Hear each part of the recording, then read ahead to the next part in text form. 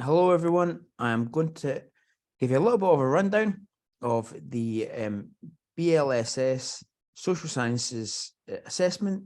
I'm going to give you a little bit of a rundown of the beginning of the assessment and what it is that you have to do.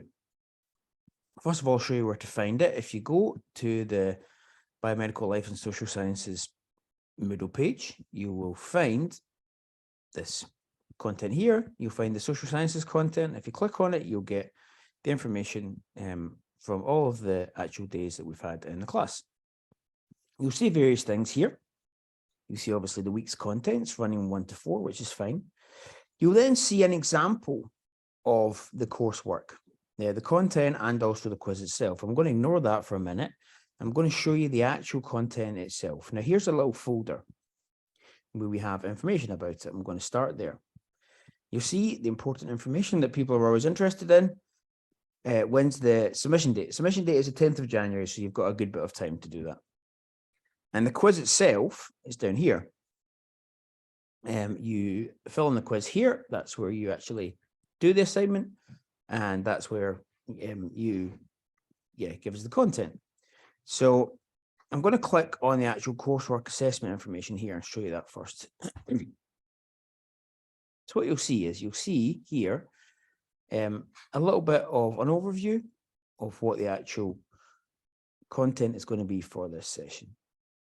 What we have is the assessment brief. This tells us what's going to be happening. So during the module, you've been learning about different theories that can help explain why different people have different problems in their health and in their health behavior. So now we're going to try to put this into practice. Excuse me. For this assessment, you'll be working alone. What you have is you're given an example of a patient who is likely to be in the care of nursing staff. The example is a little video. If we go back here, we shall see the link to the assessment video. You can click on it there and watch it. I'll just briefly show you that. There's a video there. That's the video that you'll be watching. It's not long, it's only 15 minutes. Now, what that video is it's an example of a type of assessment that somebody might do as a healthcare practitioner, as a nurse.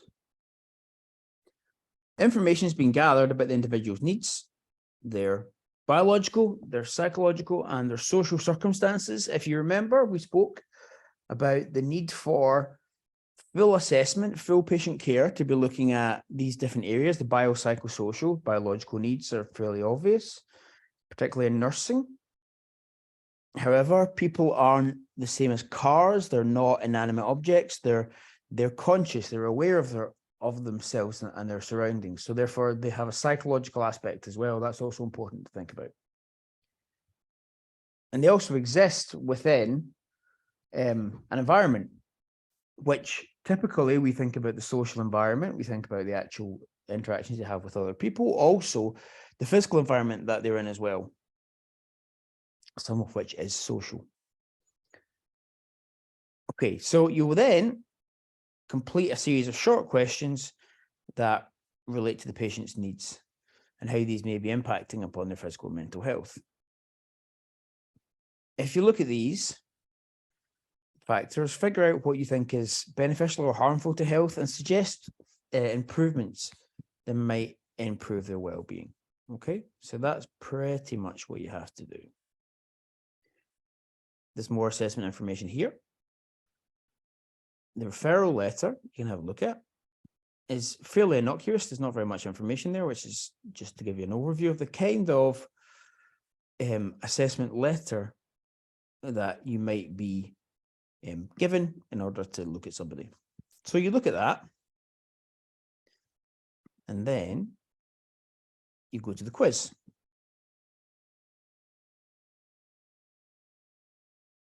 Now, if I look at the quiz, there are 3 simple questions in the quiz, and they're all very similar. What biological issues can you tell us about this patient that may be important to consider?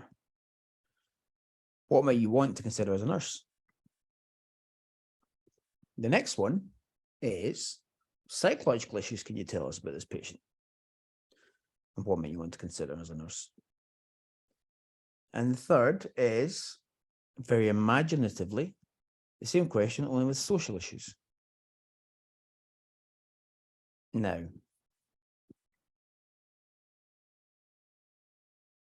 you'll see that's the course assignment, but there's also an example. Okay. So there's the example content. Okay. Now, this is the example. This is one for you to try. This is a practice. This is not your actual assessment. Okay. This is not the actual assessment, this one. And if you click here, you'll see a slightly different video. Very similar time scale. And I'll put this on and I'll show you just very quickly to get the kind of information that we'd be looking for. Michelle, thanks very much for coming along today. As you know, you've been sent to our service here by your doctor after your heart valve replacement. And I'm just going to do a little bit of an assessment just to see exactly what healthcare needs you've got and then see if there's anything we can do to hopefully help you to recover. Is that okay? Yeah, that's fine. Cool. Tell me, first of all, what exactly happened and what your health is like and how you ended up here. I had a valve replacement in my heart a couple of weeks ago, so maybe 6 weeks ago. Apparently it's a problem that I've had since birth, but I didn't know anything about it until I was pregnant with my third child. Okay. And I started feeling very tired and out of breath all the time. And apparently that's what's wrong with me. So after I had the baby's only 3 months old. And I had this valve replacement done. Okay, so you had this done after you had the baby, so it's very, very recent. And before you had the baby, did you have any indication that this was a problem? No symptoms, no nothing? No idea. It's just something that they found when you were pregnant. Okay, and how's your physical health in general, apart from that aside? Have you got any other ongoing health care conditions, health issues? No, I had a bit of asthma when I was a child, but I kind of grew out of that. I do still have an inhaler, but I don't use it much. Do you think when the last time was that you used your inhaler? Oh, well, I probably used it when I was pregnant because when I started feeling short of breath, I thought it was my asthma coming back. Okay. And I kind of put it down to that, so it might not be used properly. Okay, so you started using it when you were pregnant. Was that recently with your most recent pregnancy? But before that, you weren't using it at all. No. Okay. So whenever you were pregnant, you were experiencing shortness of breath, and started reusing your inhaler that you had used for a while. 10 years. A while. Okay. Anything else physically going on? No, I don't really do much, to be honest. So yeah. Yeah. So no other healthcare conditions going. That's good. And now, are you on any medication? Do you know? Oh yeah, I'm on lots of medication. Right. Okay. I have no idea. Okay. So I'm sure they're not. I'm on this little white tablet. I think it's to make my blood thinner. I've got to go and get tests done quite regularly just to make sure that my blood levels are okay. I think it's begin with W. Okay. Is it warfarin maybe? Yeah, something like that. Yeah, and they go and check my bloods. I think I'm on something for blood pressure as well. I don't know if I'm going to be on that long term or whether it's something that might. Maybe a short term thing. Okay. Yeah. And do you know how often it is you have to take these medications? Oh, I take them every day.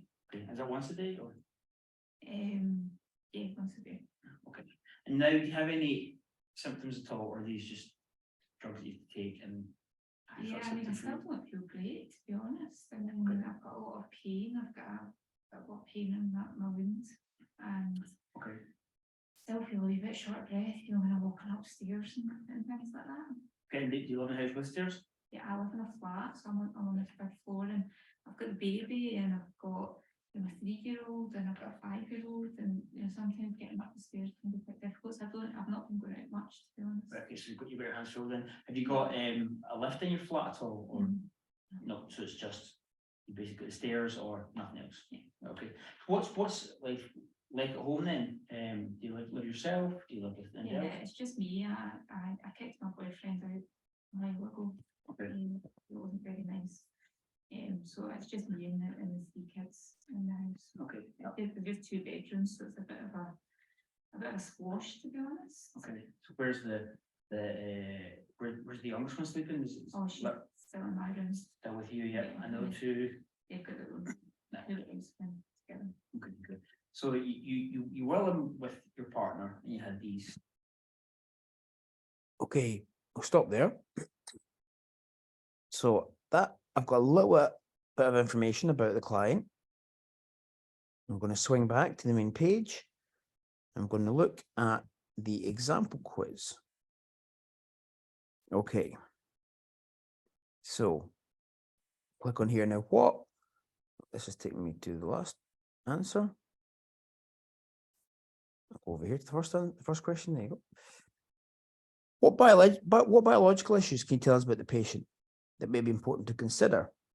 And what might you want to consider as a nurse?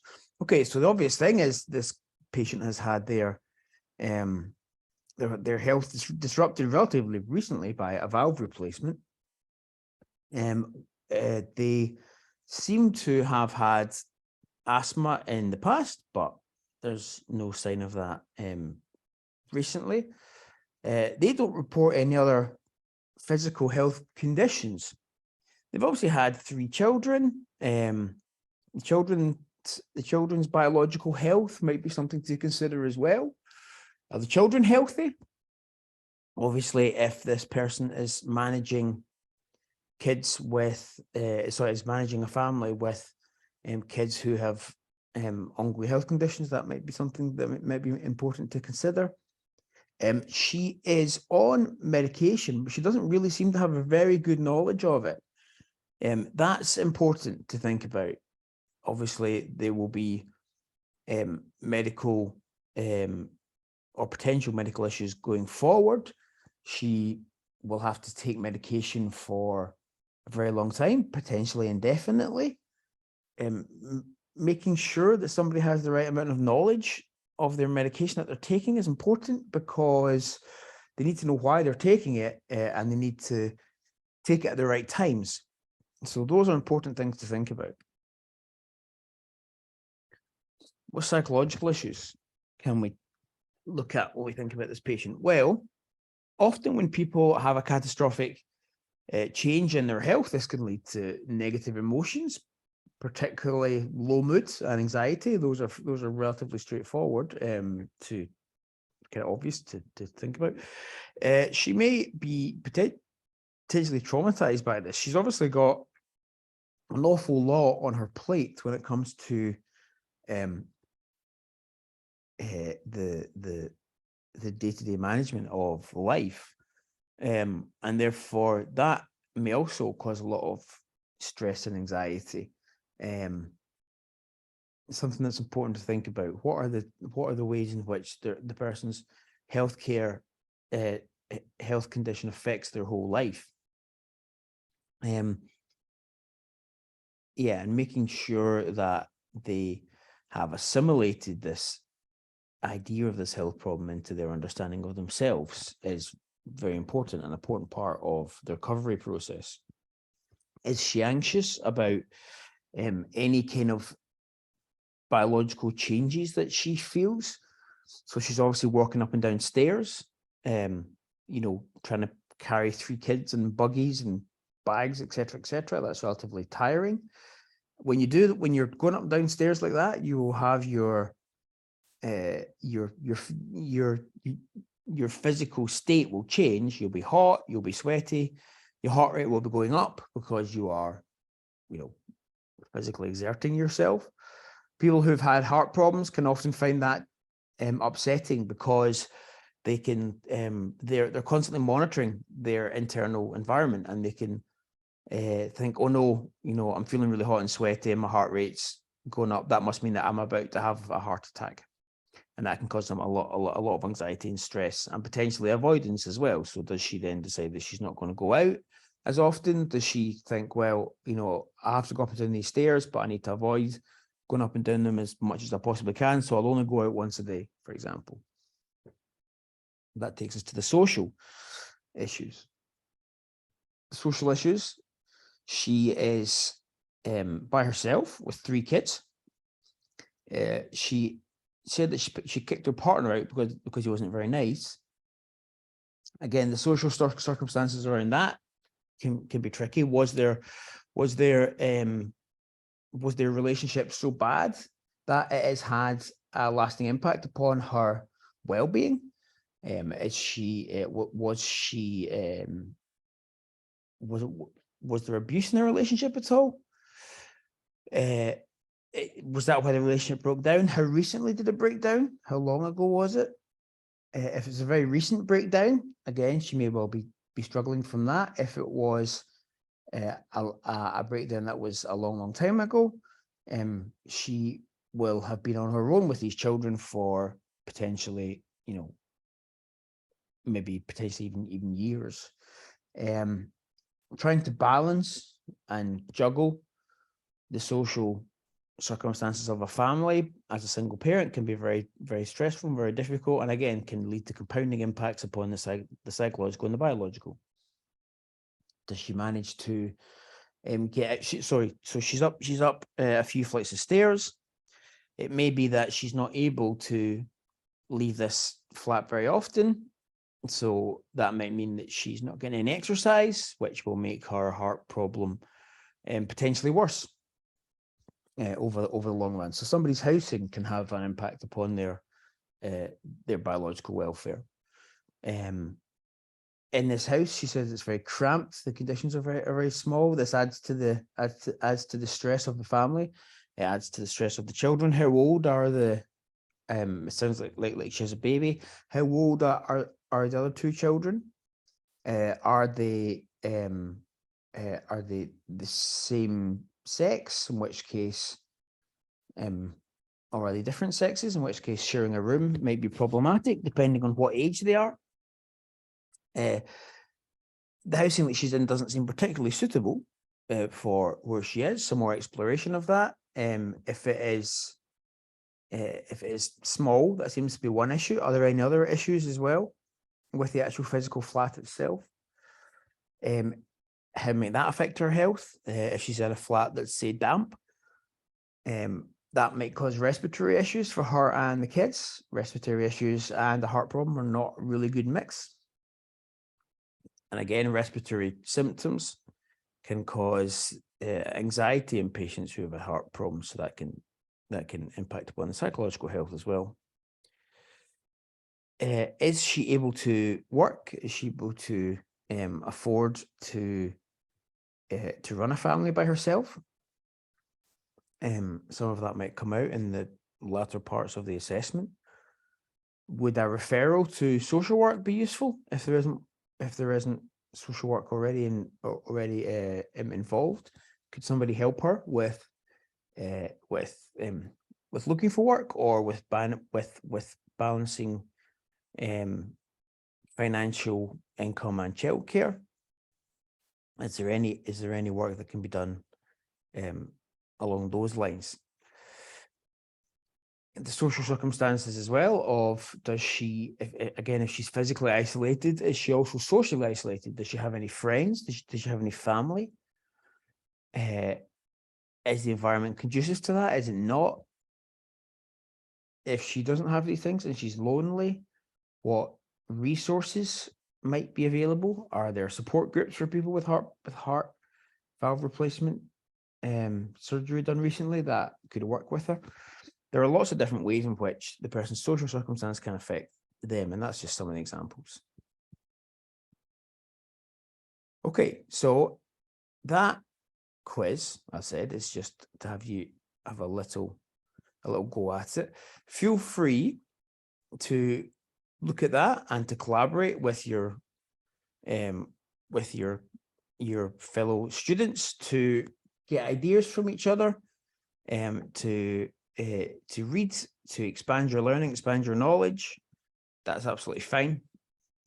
That is not assessed. You can spend as much time doing that as you like, and you can have as many goes on that as you like as well. And then once you feel that you're ready, once you feel that you've developed your learning adequately, then you can move on to the actual quiz itself and the second assessment video. Okay, I think that's everything. Good luck.